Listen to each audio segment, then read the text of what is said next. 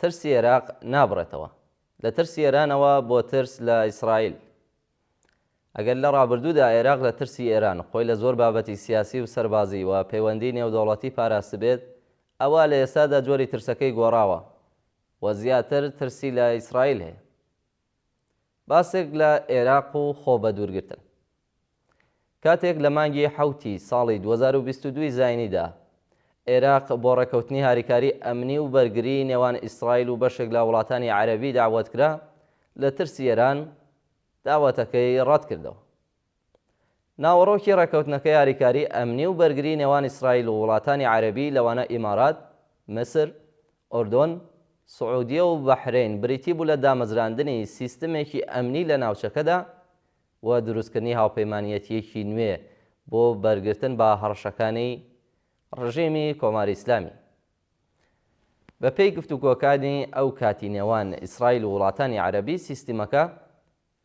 سیستمە ئەمنیەکە سیستمێکی تۆکمەی فرەئاست بوو بۆ تۆختکردنەوەی پەیوەندی نێوانیان بە سوود وەرگرتن لە توانە تەکنۆلۆژی و ئەتۆمیەکانی ئیسرائیل تا بتوانن ڕێگری بکەن لە درۆن و هێزی باڵستیکی ئێران.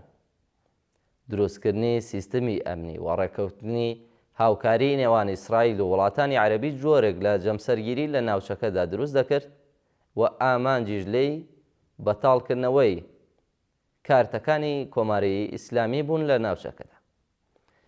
گفتوگۆکانی نێوان ئیسرائیل و بەشێک لە وڵاتانی عەرەبی عێراقی دووچاری سەرلێشێواوی کرد. بەو پێی گەر بەشدار بووایە سەنگەری ئێرانی بەجێ دەهێشوە لە وڵاتانی عەرەبی نزیک دەبووەوە. ئەو بۆچوونە هەمیشە لای چاوەدێرانی سیاسی بۆچوونێکی تۆخە. عێراق ناتوانێت لە ئێراندا ببڕێت، بۆیە بەشداریکردنی عێراق لە گفتوگۆکانی نێوان ئیسرائیل و وڵاتانی عەرەبی خستیە نێوان بەرداشی ئێران و ئیسرائیلەوە. لە ئێستادا هەڕەشەکانی ئێران لەسەر ئیسرائیل و وڵاتانی عەرەبی لاواز بووە کە گفتوگۆی هاوکاری ئەمنی لە پێناو ئەنجامدەرانیدا، بەڵکو ئێستا گفتوگۆ لەسەر ڕێکەوتنێکی گشتگیر دەکرێت کە بە ڕێکەوتنی ئیبراهیمی ناسراوە. هەرچەندە کە لە ئێستادا هەر جۆرە ڕێکەوتنێک لەگەڵ ئیسرائیل بەهۆی دۆخی غەزەوە بۆ وڵاتانی عەرەبی زۆر قورسە، بەڵام پێشبینی دەکرێت لە دوای یەکلایبوونەوەی دۆخی غەزە هەنگاوی جیاوازتر بۆ خاوکردنەوەی بارگەرژیەکان بنرێت. عێراق و ململانەی ئیسرائیل. سەرباری ئەو میلیشیا شیعانەی عێراق کە تۆمەتبار دەکرێن بە هێرشکردنە سەر ئیسرائیل، هاوکات لە مانگی یاری ساڵی 2022 زاینیشدا ئەنجومەنی نوێنەرانی عێراق یاسای قەدەغەکردنی پەیوەندی عێراقی لەگەڵ ئیسرائیل پەسەند کرد. بەڵێ بۆ عێراق، نا بۆ ئیسرائیل. ئەمە دروشمی پارلەمانتارانی عێراق بوو.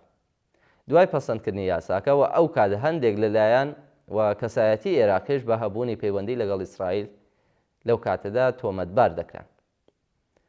دوای دەرچواندنی یاساکە لەلایەن پارلەمانی عێراقەوە، دەنگۆی قەدەغەکردنی گەشت لە ژمارەیەک سیاسی عێراق بە بیانووی هەبوونی پەیوەندی لەگەڵ ئیسرائیل بڵاو کرایەوە، بەڵام دوجار دۆخەکە بە ئاقارێکی تردا بردراوە مەسەلەکە کپ کرایەوە. ببورن. ترس لە ئێرانەوە بۆ ترس لە ئیسرائیل لە کاتێکدا لە ڕابردوودا عێراق بەشداریکردنی هەر ڕێکەوتن و گفتوگۆیەکی لەگەڵ ئیسرائیل ڕەت دەکردەوە، بەهۆی ئەو ترسەی لە ئێران هەیبووی. بەڵام ئێستا شێوازی مەترسیەکە گۆڕاوە بۆ ترس لە ئیسرائیل.